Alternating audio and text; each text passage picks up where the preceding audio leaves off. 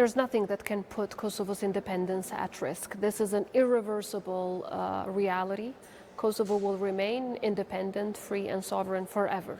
However, what is at risk is our security as a country, and not just ours, but the entire Western Balkans is threatened by Serbia's act of aggression, which unfortunately are serving Putin directly to open a new front against the West. It is in Putin's interest only to open new conflicts in the European soil in a way that it would divert the attention of the West from Ukraine, where right now is rightly so.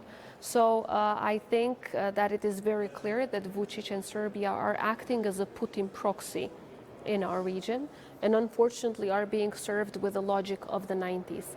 They want to bring the entire region back to the dark 90s, but we will not let that happen. Our professional police, together with NATO forces, are defending Kosovo's borders. And of course, we will make sure that we thwart and we halt any other act of aggression that Serbia might try against the Republic of Kosovo.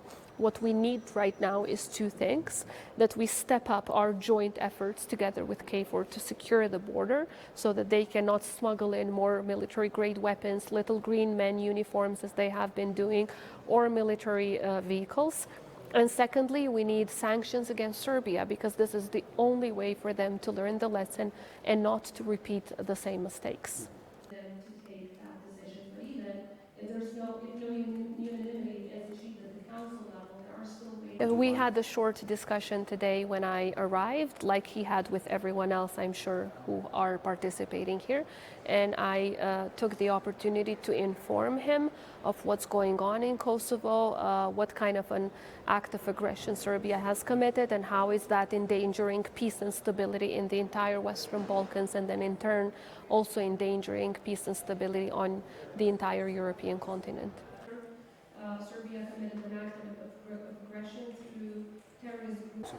I certainly hope that with Spain, which is a freedom-loving country, a country that is really based on European values and defends those values and continuously contributes to peace and stability for Europe, we can have more contacts to begin with, so that we can sit down with one another and that we can answer any questions or concerns that they might have, because Kosovo's independence clearly cannot be used or abused anywhere else, because the International Court of Justice has clarified that Kosovo's independence is fully in line with international law and all instruments of international law, including Resolution 1244 of the UN Security Council. Secondly, a genocide has been committed against the people of Kosovo by the Milosevic regime. And of course, thirdly, the legal circumstances through which Kosovo became independent are the same as the one through which Croatia, Slovenia, Montenegro, and the rest of the republics of former Yugoslavia became independent, because we were a constitutive unit of former Yugoslavia as well. So there can be absolutely no comparison and nothing to fear, quite the opposite. No country that has recognized Kosovo has lost anything.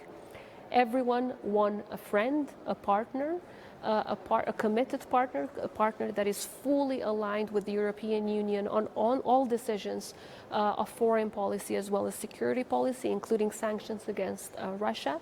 And I do hope that these contacts with the new Spanish government, whenever it is formed, will help us to understand each other better, to create more people-to-people connections, more business-to-business connections. The more we understand one another, the more we can melt the ice that exists between us for the moment. But we truly believe that the time will come, because, as I said, Kosovo's independence is an irreversible reality and is one that has contributed to more peace and stability in our region. The countries who are against us are Russia and their friends, Russia and their proxies. I believe that we all know where Spain stands. Spain stands with democracies. Kosovo stands with democracies. We are like-minded countries. We should support each other. Was carried out and happened in the military bases, army bases of Serbia. And then unfortunately, the issue of integration of the Western Balkans was not very much discussed, nor the integration of any other country, because everyone today was dealing with either conflicts caused by Putin or potential conflicts that might be caused by Putin's proxies. So when we have this security situation that are caused by Putin and his proxies, obviously we need to deal with this first. We need to make sure that we are safe and secure, because when there's stability, when there is peace, there is a better chance for integration towards the European Union.